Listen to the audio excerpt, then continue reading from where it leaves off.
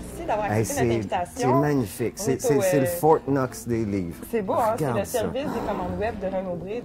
Hey, on se doute pas qu'il y a un endroit comme ça qui existe. Je n'ai jamais vu ça. Tu as commencé, en fait, là, ton périple autour du globe, tu avais environ 40 ans ou tu allais avoir 40 ans. J'avais 40 ans. Tu avais 40 ans, ouais, puis là, tu vas avoir 50 ans bientôt. Donc, ça fait presque 10 ans. Ça fait presque 10 ans. Merci C'est quoi, de me là? rappeler. Ah, désolée. C'est quoi la différence entre Bruno avant et Bruno maintenant? J'ai encore moins que ce que j'avais quand je suis parti. Ah. Je suis parti, j'avais quelque chose comme 40 kilos, j'avais des doubles de tout. J'avais des doubles de shampoing, de savon, de... C'est comme si on n'en vendait pas ailleurs. J'étais parti véritablement avec ma maison sur mon dos. Et aujourd'hui, ce que je possède tient dans un sac de 10 litres. Donc, ouais, j'ai appris à voyager, ça OK. c'est clair. Et j'ai peut-être... Ouais, je me suis peut-être assagi un peu. C'est ça, j'allais poser la question. Ouais, peut-être un petit peu. Moins d'imitations farfelues ou... Oh non, ça, Non. regarde, ça, continue. ce clown sort de ce corps. Je peux pas m'empêcher, même quand je suis tout seul, des fois. Ah oui, tout ça devant le miroir? Oh, salut, petit gars! Il ressort. Moi, j'ai écrit de la comédie, du radio enfer, de La fin du monde est à 7 heures. Moi, je n'étais pas votre sécheuse. J'ai écrit plein de trucs pour la radio, pour les humoristes. Mais ma plume de chroniqueur de voyage, je la connaissais pas. Tu l'as trouvé. Tu vois, je pense qu'il y a une belle évolution dans les 4 livres. Et le 4e, celui-ci, je pense que c'est celui qui est le plus écrit, le plus peaufiné. C'est comme une grande confidence. Hein?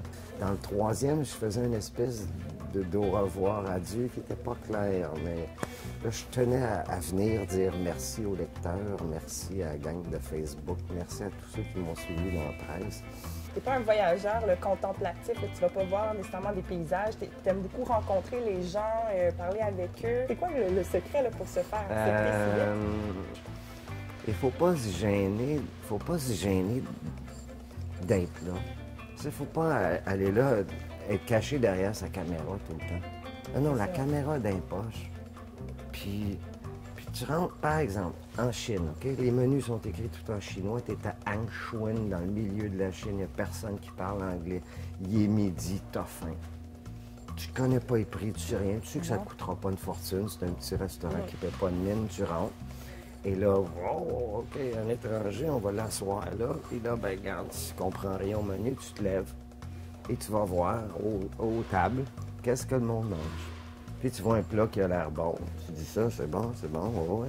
Écoute, toutes les chances sont qu'ils vont te demander de t'asseoir à leur table, qu'ils vont te faire boire et manger. Vous ne comprendrez pas, mais vous allez avoir du fun en maudit, puis ça va finir à 10 h dans un karaoké, puis tu vas être comme ça. Yo, yo, yo! Je te viens de faire la réputation de tous les Expérience Québécois. vécue. Ah ouais. Durant tes longs trajets, est-ce que tu as des lectures comme ça Est-ce que tu as des livres que tu vas traîner avec toi? Est-ce qu'il y a des lectures qui t'ont marqué? Écoute, j'écris des livres, forcément, il faut que j'en lise aussi, il faut que quelque chose m'inspire. Je pense que mon écriture, je pourrais te dire ce que j'étais en train de lire au moment où la chronique a été écrite. OK. J'étais bien influencé au départ par Yann Martel. Je suis tombé sur Life of Pi. Ensuite, je suis tombé sur Skinny Legs and All de Tom Robbins, qui est considéré comme l'écrivain le plus dangereux au monde. Il écrit, écoute, c'est tellement éclaté ce qu'il fait. Et je l'avoue ma courbe, Tom Robbins. Ensuite, je suis tombé un peu dans du Hunter S. Thompson, Fear and Loathing in Las Vegas. OK. Et là, là, c'est le voyage lui-même qui est devenu un peu tordu. Et comme ça, au fil des lectures et des découvertes, mon écriture se précise ou éclate ou explose. Et puis, j'ai pas lu de littérature de voyage parce que je veux pas me laisser... Je veux pas être comme personne. Une des raisons, OK? Une des raisons pour lesquelles je voyage, je vais te la montrer, c'est ça. Tadam! J'ai dévoré ce Combien de fois livre-là. tu l'as J'ai lu, dû ça? le lire, je sais pas, 1000 fois. Et c'est peut-être pas étranger au fait que je voyage. Que tu voyages? Je suis un fan de Tintin.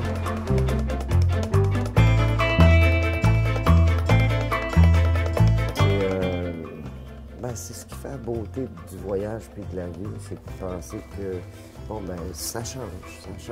Puis il faut accepter le changement, puis il faut accepter de dire au revoir, puis de dire adieu. Puis... C'est parti ouais, quand même comme difficile. ce que je fais avec la frousse. C'est important qu'il y ait un point final. J'espère que quand les gens lisent le livre, ils auront envie ensuite d'écrire leurs propres aventures, de vivre leur propre frousse, d'écrire leur propre frousse. J'ai croisé bien des voyageurs qui m'ont dit, puis ça me touche toujours, je t'ai lu, puis ça m'a donné le goût de partir, puis je suis parti. Ça, c'est sûr. Ça, regarde, ça, c'est...